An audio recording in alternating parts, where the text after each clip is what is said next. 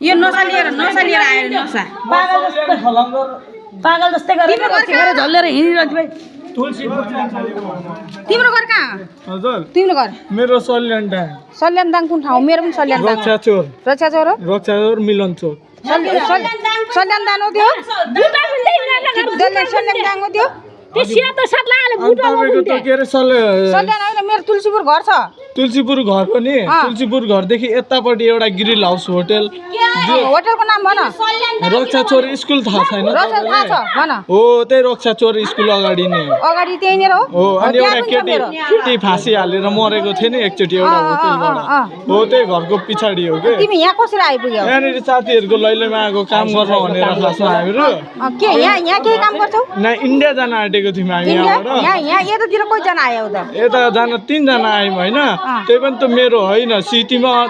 contact भएको मान्छे हो अब खाना पाएको थिइनँ मैले सामान अनि उनीहरूले के भने नि सामान दिलाइदिन्छु भने के सिको पनि थियो यिनी दाइ पनि थियो म सिकान गरिरहेको थिएँ त्यो सामान लिएर कसको घर आयो यहाँ सामान लिएर कसको घर नाम भन त घर आएन यहाँनिर भाइ हाम्रो उनीहरूको काम छ भने उनीहरूको काम छ भने सिटीमा गयो तिमी हिँड्दै जाऊ भने तिनीहरूले सामान लिएर यहाँ यो गाउँमा कसले बोलायो यो गाउँमा बोलाउनु भन्दा नि त्यही सिटीवालाले नै बोलाएर हामीलाई सामान दिएर ल भाइ तिमी यता जाऊ एउटा कापे यता जाऊ भनेर अनि म चाहिँ साथी थिएनन् मसँग त्यो देखाउने हुन् के सामान कहाँ गयो तिनीहरू त्यो देखाउने बेला दादा आउँदा आउँदै सिटीमा हुन्छ नि यससँग पैसा थियो होला सामान खायो होला नि यससँग पैसा गइयो अनि कहीँ जाने पैसा भएन नि मोबाइल तिमीहरू हिँड्दै भर्की गरे चोर्न पल्टियो खाइसकेको थियो आएको थिएन सामान लिन चाहिँ आएको थियौँ नि यता सामान त्यही त 3 जना थियौँ सामान लिन आएको थियौँ अनि यो घरमा किन पस्याउ त नाइकाले सिकायो अनि त्यहाँदेखि सिकान चहिरहेको थियो यता सुन यो घरमा किन पस्याउ त यो घरमा किन पस्याउ यो घरमा कसले पसायो यही गाउँको मान्छेले भनेर पसायो नि तिमीले नढाटेर भन नि भनेपछि तिमीलाई हामी के गर्दैनौँ हामी सिधै दाङ पठाइदिन्छौँ तिमीले भने यो गाउँमा कसले बोलायो ल भन्ने यति भन तिमीलाई सिधै दाङ पठाइदिन्छौँ भाडै हालेर ल भन ल्याउन त बरु यहाँ माल बेच्छ भनेर चाहिँ आएको म चोर्ने नियतले चाहिँ आएको होइन नै यो गाउँमा कसैले बोलाएन अनि यो घरमा किन पस्यो सामान खाएपछि अब पैसा पनि त थिएन गोजीमा तिमीसँग पैसा थिएन मैले माने अनि तिमी के यो गाउँमा कसलाई सामान ल्याइदिएर आयो सामान लिएर आयो होइन खाना आयो खाना चाहिँ आयो कोसँग आयो खाना आउँदाखेरि कसको घर आयो यता साइड ब्याग बोकेको थियो अनि रेड कलरको टी सर्ट लगाएको थियो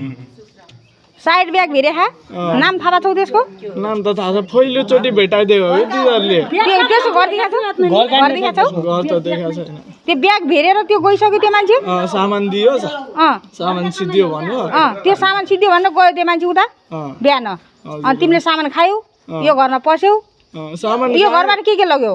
केही लगिन लग्न त मोबाइल फाल्यो भने थियो त मोबाइल कहाँ फाल्यो त मोबाइल फालेको यतै घाँसडीतिरै होला सायद पैसा कति लग्यो त विक्रमलाई खोज्नु न पैसा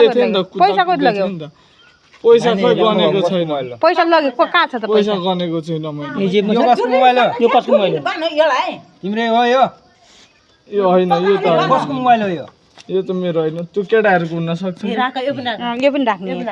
हेर सुन यहाँबाट कति पैसा लाग्यो यो घरबाट 50,000 पैसा हरायो अरु पनि खोलो त यो फ्लाइबोर्डमा किन राख्यो मोबाइल फ्लाइबोर्डबाट चोरीको हुन सक्छ है यो पनि चोरीको हुन्छ यो खोल पैसा यहाँ पछाडि रहेछ फुबुको हुन्छ त्यो पनि फुला देखाउनु त पैसा त खुल्लामा राम्रोसँग समातिहाल्छु यो तिम्रो पैसा हो कि चोर्या पैसा चोरेको पैसा हो कहाँबाट चोर्यो बाबु कहाँबाट चोरे थियो भन त भाइ राम्रोसँग भन म होइन तिमीलाई केही गर्ने होइन तिमीले चोरेको पैसा गरी देऊ तिमीलाई यहाँबाट जान्दिन्छ नि 1 2 3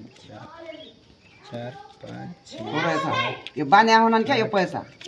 बारेले बाडेका पैसा बानेले पैसा बाँडेछौ भाइ बाँडेको छैन भगवान कसम सूर्य कसम